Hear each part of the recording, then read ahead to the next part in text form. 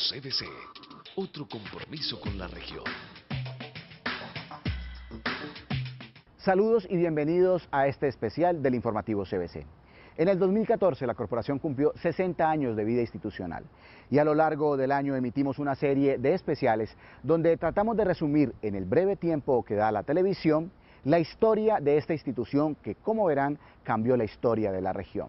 Hace más de medio siglo las condiciones de vida eran muy duras en el valle y un grupo de visionarios decidió cambiar esto. Así comienza la historia de la corporación.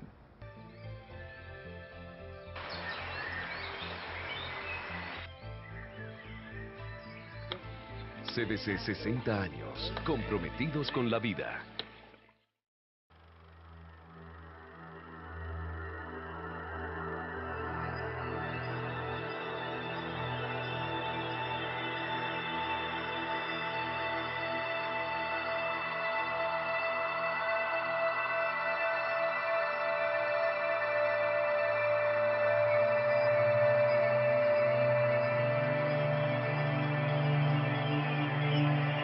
La vida era muy distinta a mediados del siglo pasado. La energía eléctrica era incipiente y los habitantes del valle carecían de los medios para enfrentar los embates del río Cauca, que produjo en 1950 la mayor inundación de la que se tenga registro.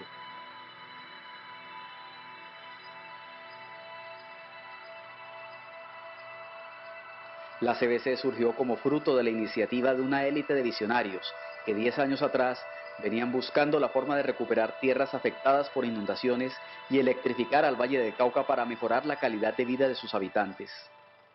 Fue el 22 de octubre de 1954 cuando se consolidó el ambicioso proyecto creando una corporación autónoma, apolítica y descentralizada, que llevaría a cabo las obras necesarias para la creación de hidroeléctricas y la recuperación de suelos inundables con el apoyo de la Autoridad del Valle del Tennessee. Se llamó Plan Lilienthal por su fundador, David Lilienthal, quien sería invitado a principios de ese año por el mandatario del Valle, Diego Garcés Giraldo, y la Junta Militar del teniente general Gustavo Rojas Pinilla, que en ese momento gobernaba el país. Rojas dio el aval para la realización de la reforma constituyente necesaria para la creación de la CBC.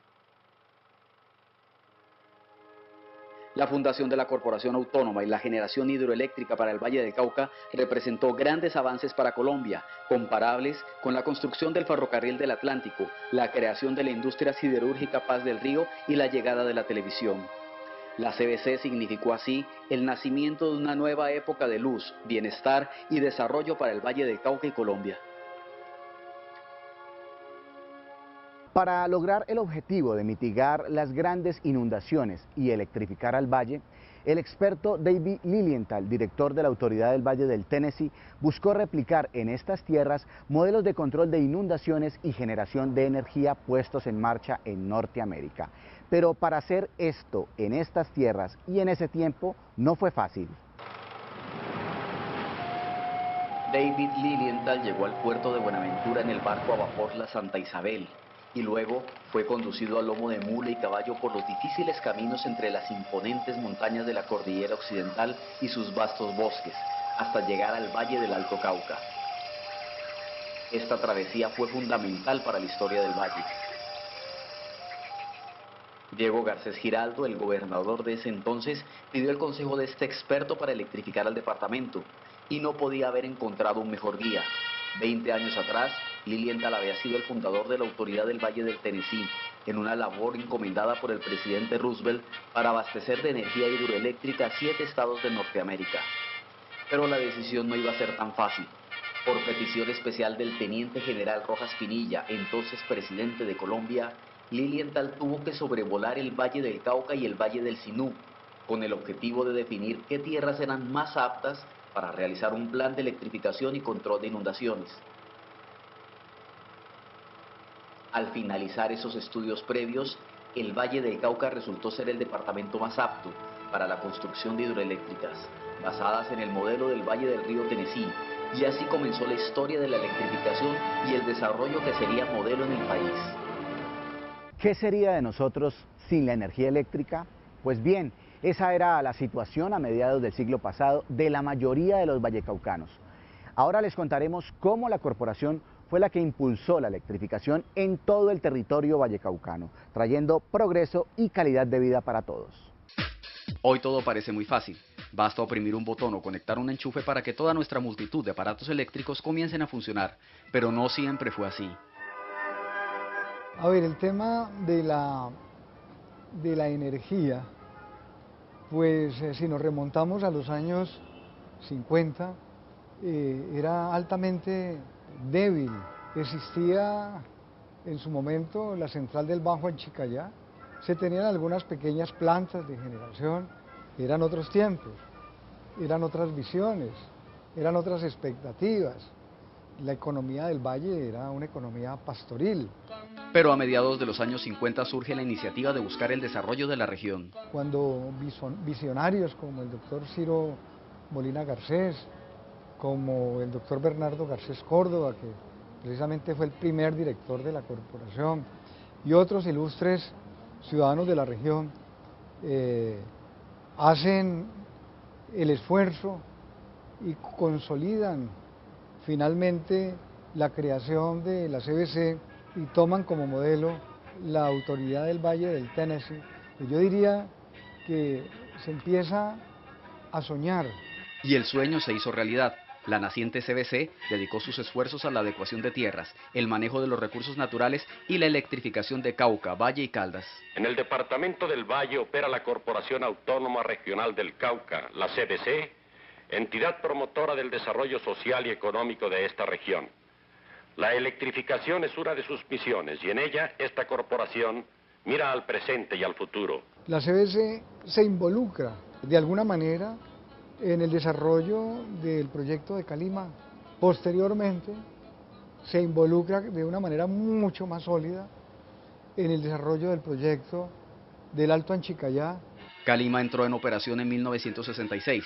Para 1969 se inició el Plan de Electrificación Rural del Valle y 5 años después arrancó a funcionar la hidroeléctrica del Alto Anchicayá, que aumentó considerablemente la capacidad energética del valle, abasteciendo el 30% de la energía de la región. En 1985 se inauguró la represa de la Salvajina, primer proyecto multipropósito del país que además de generar energía, regula el río Cauca, favoreciendo la recuperación de tierras y el control de la contaminación hídrica. Y a través de ese gran esfuerzo que hizo la CBC, se logró electrificar todo el departamento del Valle del Cauca.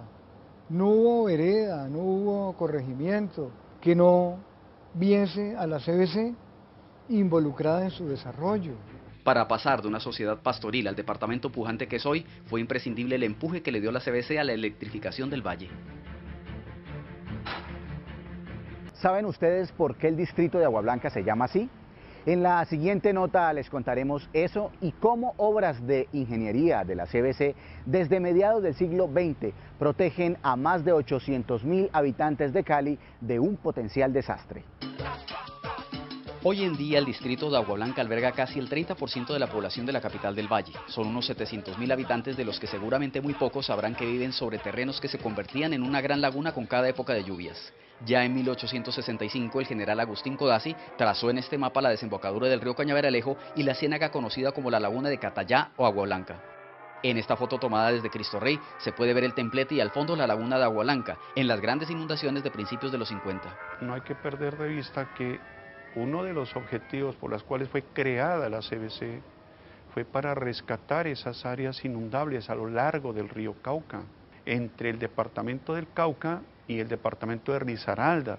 Por eso es CBC, Cauca Valle Caldas. El objetivo del que se llamó desde entonces Distrito de Agua Blanca era el de recuperar estas tierras. Leyendo los documentos históricos que reposan en CBC, se interpreta que este tipo de obras se concibieron en principio para rescatar, vuelvo y digo, esas áreas y ponerlas al servicio de la agricultura, pero se entendía que el día de mañana la ciudad de Cali iba a crecer. El diseño y la obra se hicieron entre los años 1958 y 1961, con participación de David Lilienthal y la ingeniería norteamericana autora del proyecto del Valle del Tennessee. Son en nuestro conocido dique del río Cauca, Canal Interceptor Sur, y los canales que a los caleños siempre nos identifican los canales que tenemos internamente en la ciudad, que algunos les dicen caños, cosa contraria a la que, por ejemplo, pongo solamente por el ejemplo de lo que ha pasado en Barranquilla, que allá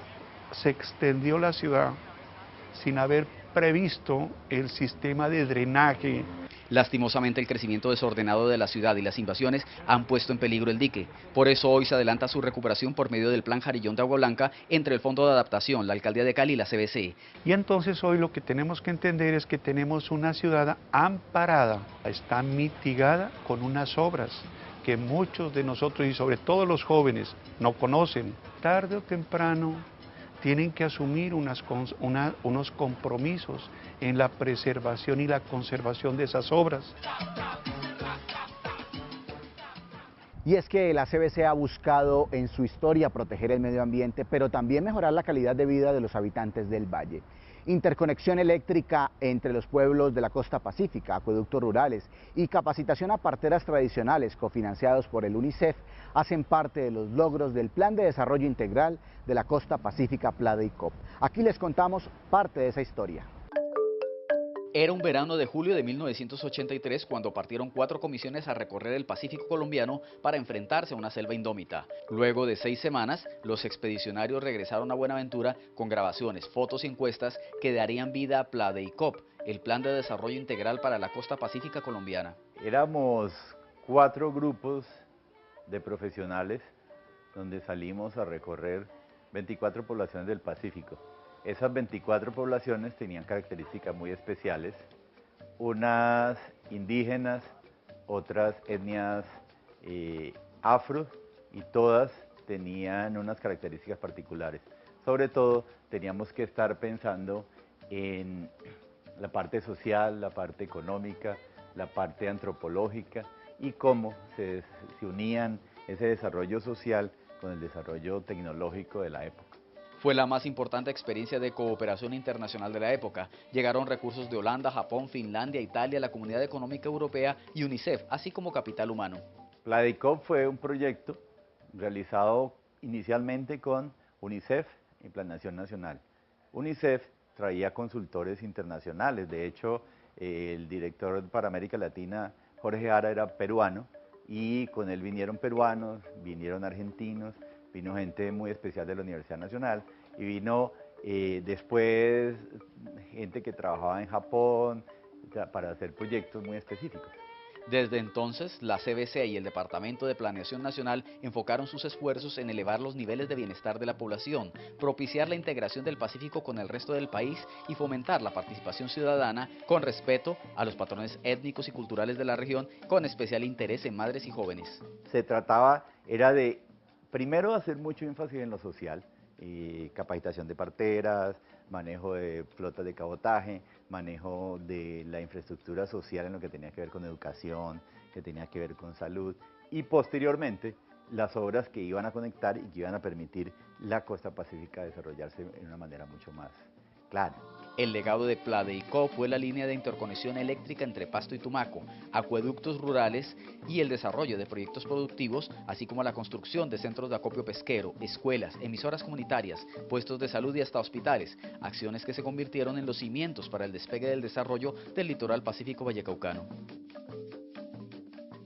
Buena parte del desarrollo logrado por la CBC para el Valle se cimentó en los recursos de la energía eléctrica, pero a principios de los 90 una serie de eventos cambiaron la historia del mundo y de la corporación, provocando un impacto profundo para la historia del Valle. Gracias a la CBC existen proyectos hidroeléctricos como Calima, Alto Anchicaya y Salvajina. Además de generación y distribución de energía, la CBC llevó la electrificación hasta los últimos rincones de la región. Con la creación de ISA, Interconexión Eléctrica S.A., la CBC entra a ser parte de ese gran sistema nacional y se involucra en, no solamente en la producción de energía, sino en el negocio de la energía. Y eso le creó una gran fortaleza desde el punto de vista económico. Pero los finales de los 80 y principios de los 90 fueron una época de grandes cambios. Cayó el muro de Berlín, el mundo empezó a interesarse más por el medio ambiente y en Colombia surgió un movimiento que terminó cambiando la Constitución del 86 por una que por primera vez incluyó el concepto de medio ambiente. En el marco de las políticas nacionales del momento Estamos hablando de los años 90, 92, 93, cuando precisamente se dio el apagón. Como el racionamiento de energía eléctrica que hemos vivido. ¿Olvida algo? Sí, claro, apagar las luces que no necesite. Y en oficinas también. Posteriormente se entra en la gran reforma de las corporaciones. La crisis energética había afectado las finanzas de todo el sector eléctrico, incluyendo a la corporación. Luego, la Ley 99 del 93 reformó a las corporaciones. La CBC tuvo que transferir a la recién creada Empresa de Energía del Pacífico la generación, transmisión y distribución de energía eléctrica. Y si uno hiciera hoy el balance, los efectos en el peso específico de lo que implicaba la CBC para la región es bien notorio.